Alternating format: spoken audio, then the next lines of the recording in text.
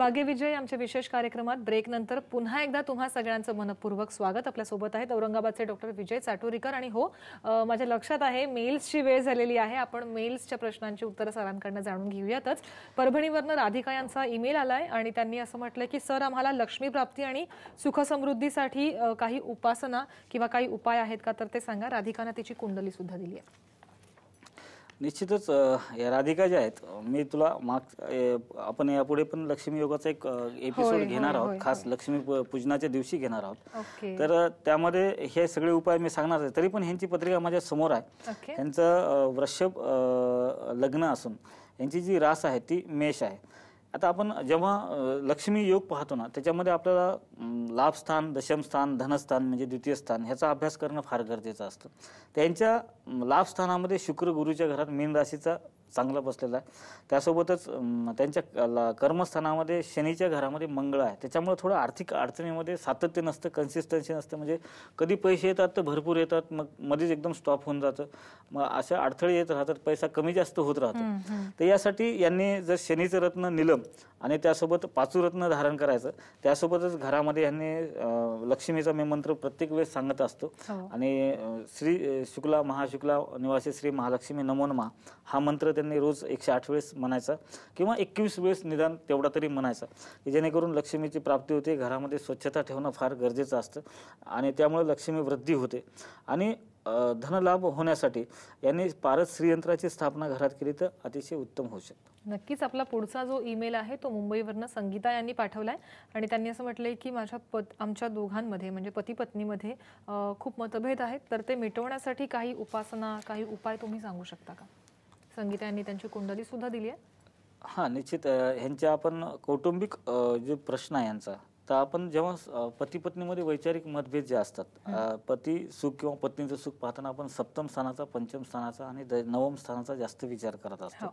तर ह्यांचे जे सप्तम स्थान आहे या सप्तम स्थानाचा स्वामी बुध आहे आणि तो जो बुध आहे तो व्ययात बसलेला आहे। हा आणि बुधाचं एक वैशिष्ट्य सांगू का, हा बुध जो ग्रह आहे तो त्याला आपण काय म्हणतो की तो वैवाहिक जीवनामध्ये त्याला इंटरेस्टच नसतो।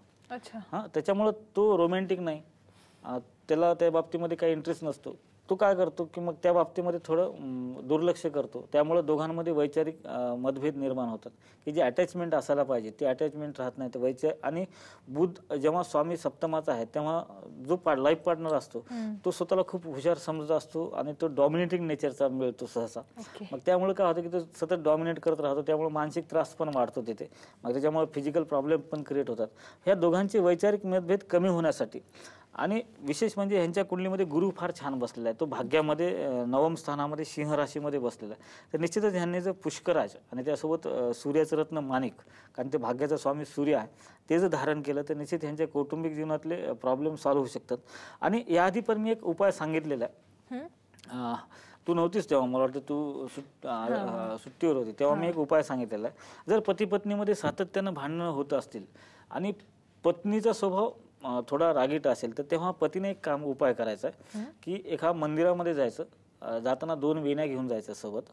हा 2 वेण्या आपण जे गजरा ज्याला म्हणतो, वेण्या घेऊन जायचं आणि देवीच्या मंदिरात जाऊन देवीला दोन्ही वेण्या वाहायच्या आणि त्यातली एक वेणी उचलून आणायची आणि घरी येऊन आपल्या पत्नीच्या केसाला आपल्या हातानं लावायचे। त्याच्यामुळे दोघांमध्ये प्रेम वाढतं आणि दोघांमधले वैचारिक मतभेद कमी होतात।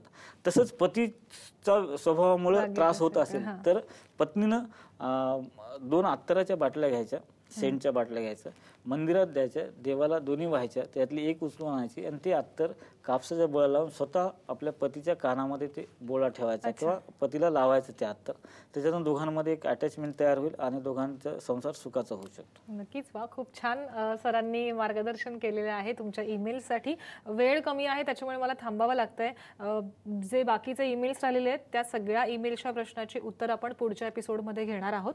पुढच्या एपिसोडमध्ये आपण भेटणारच आहोत पुढच्या रविवारी 3 वाजता हा कार्यक्रम पाहायला विसरू नका। पुढचा एपिसोड जो आहे तो मुद्दाहून एक विशेष आपल्याला भरपूर मेल आले मला कर्जमुक्तीसाठी. कर्जमुक्ती, ओके. तर त्यासाठी आपण पुढचा जो एपिसोड घेतोय ते खास कर्जमुक्तीसाठी घेतोय आणि बऱ्याच लोकांचे मेल आले, त्यांचे उत्तर देण्याचा पुन्हा प्रयत्न मी करणार आहे ओके. आणि त्यातून निश्चित मला असं वाटतं की लोकांना त्यातून समाधान मिळेल. नक्की सर, तुम्ही या कार्यक्रमात आलात आणि स्वप्न शकून आणि कार्यसिद्धी योग याबद्दल आमच्या प्रेक्षकांना मार्गदर्शन केले, त्यासाठी आपले खूप खूप जास्त आभार. आणि पुढचा एपिसोड आहे कर्जमुक्तीसाठी. तुमच्याकडे एक आठवडा आहे, पुढच्या संडेला आपण बरोबर 3 वाजता भेटणार आहोत. तर तुम्ही कर्जमुक्ती संदर्भात तुमचे जे काही प्रश्न असतील ते आम्हाला नक्की मेल करू शकता. तुमच्या सगळ्या प्रश्नांची उत्तर सर देतील. या कार्यक्रमामध्ये आता वेळ झाली इथेच थांबण्याची. नमस्कार.